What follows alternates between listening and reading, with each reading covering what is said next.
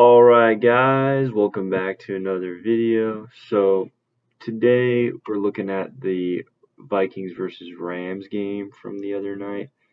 And as you guys know, the Vikings got absolutely smoked, which I predicted, by the way. Went 5 out of 6 on my predictions, which you can check in the other video I made the other day.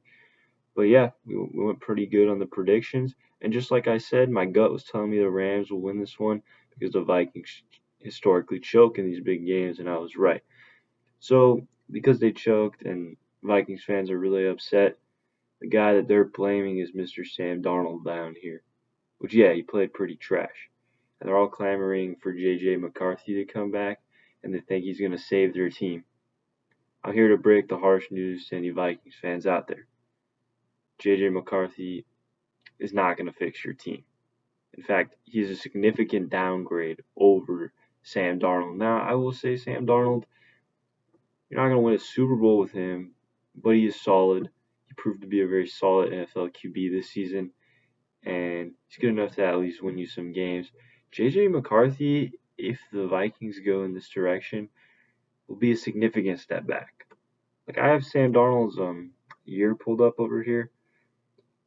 He was the fifth highest quarterback in passing yards, and in terms of touchdowns.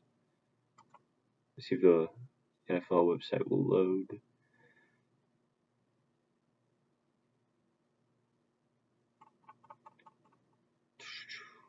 Yeah, okay.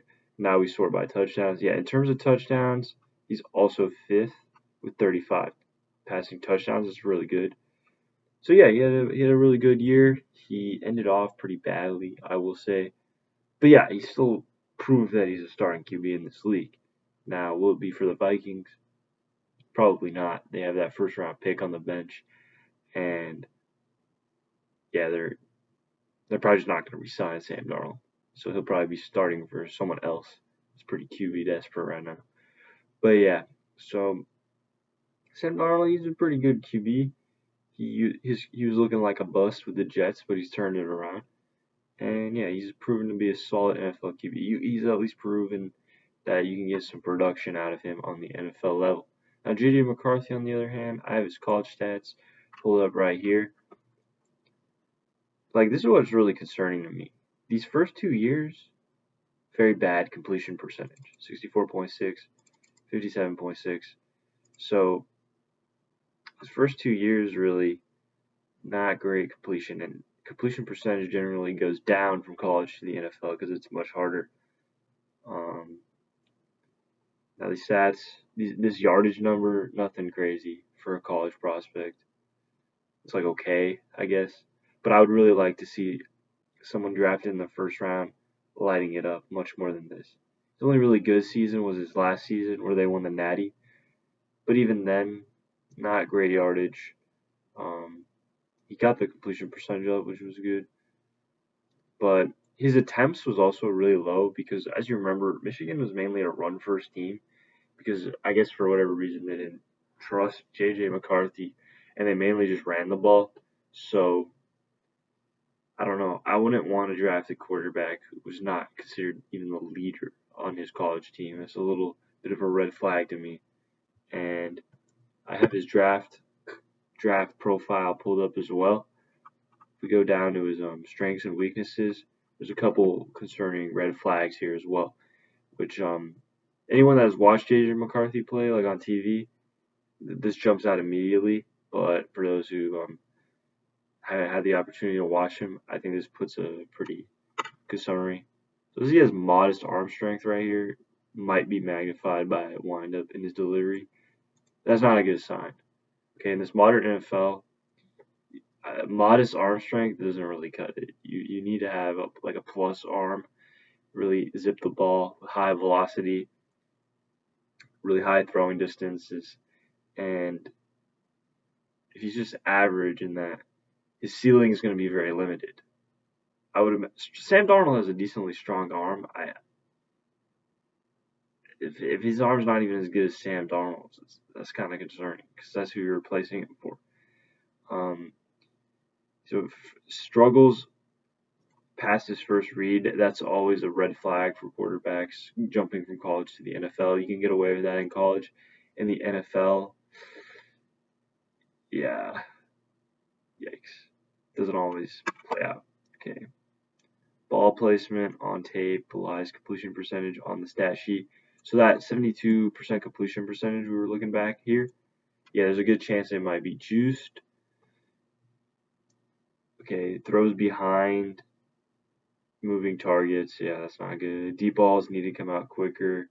So yeah, problem processing, kind of like we showed before. Timing improved, still crowds. Average escapability. Okay, yeah, escapability needs to be better than average in the modern NFL. But that's also not going to cut it. Now, I'll look at his strengths too, just because we got to give him a fair look. I can't be too biased against him. Plays with a chip on his shoulder. Okay, that's tangible stuff. Intangible stuff. We'll see if he actually has a chip on his shoulder in the NFL. Pretty easy to have a chip on your shoulder when you're playing for Michigan. Plenty of experience working under center in pro style scheme. Okay, so the first two things that they're listing are like, it's not even skills. Like, that's literally the scheme you played on in college. You had no control of this. Won't hesitate to slide and find new launch points when pressure builds. Oh, okay, he like slides in the pocket. Okay, yeah, that is a good trait. I'll give him that. Adequate ability to locate throwing windows versus zone. Okay, that's good. Makes throws between defenders with good decisiveness. Delivers the ball smoothly on rollouts. Okay, that's good. Some good traits, but I am concerned about that, like about that processing speed. Um, the arm strength. That's a pretty big concern. Yeah. And I watched him a couple of times, like in the college football playoff and some of the big games Michigan had when he was the quarterback. Wasn't really impressed. I did not see a first round talent. I didn't see someone who took over the game, which is what you would want out of a first round quarterback. And then let's not forget, he had a season ending injury in his first year, so he hasn't even played a down in the NFL, which is really concerning. He's already having injury concerns this early on in his career. Remember, this is very similar to Anthony Richardson. I'm a Gators fan, and I knew this guy was garbage because I watched him play like every game at the University of Florida, and I knew he was trash, and I couldn't believe he was taken in the first round. So he gets to the NFL, he has a couple of good games, and then he gets injured for the year. So he's kind of able to hide from the spotlight and heal up. And then this season, he gets to play the whole year, and lo and behold, he's trash. So he was basically just hiding for a while and just getting that money and basically hiding the fact that he's garbage. And I think the same thing it will reveal itself with not Anthony Richardson, with JJ McCarthy. He's not a good player, and I think him being out for the year with injury kind of boosted his stock in a way because it gave him a year off and a year for people to forget how garbage he is. So yeah, he's not gonna save this team. And the final bit of evidence I have here is Michigan versus Washington, the national championship. In the national championship, they only trusted him to throw 18 times. That's really low. A measly 140 yards. Look at these rushing stats. They were a run first team, and they clearly did not trust JJ McCarthy to really throw the rock and win them the big games. Um, it was a run first team. I don't know what else to say. So we really don't know what this guy looks like as the leader of this team because in the NFL, you're not going to win. You're not going to win anything as a run first team. You have to be every team that wins anything in the NFL. It's a passing league these days. And JJ McCarthy, it's not going to cut it. Like if you look at Pete Nix's stats from that game, they trusted him to throw 51 times for reference. So, well, they were playing from behind, so it was going to be a little juiced, but you get the point. So, yeah, I think all this is to say that I think the Vikings should at least give it a second thought before they just ship off Darnold. I know that's what they're probably gonna do. They're just gonna let him walk, and then they'll make JJ McCarthy appointed starter next year. Don't even give him competition. He should at least have competition in camp. Um, if you want to keep Sam Darnold around to battle for that spot, you could do that as well. But yeah, there's got to be some competition because this man hasn't proven anything at the NFL level, and there are major red flags. And I think he's really just riding his draft status a year out because he used the injury to, you know, hide from the NFL spotlight. And I think if the Vikings were to entrust him with their team next year, expecting like a better result, I think things could get ugly real quick. Don't expect to beat the Lions anytime soon, or even the Packers. Okay, if you roll with JJ McCarthy, the Packers are going to jump you as well. You're not going to be finishing ahead of the Packers once again.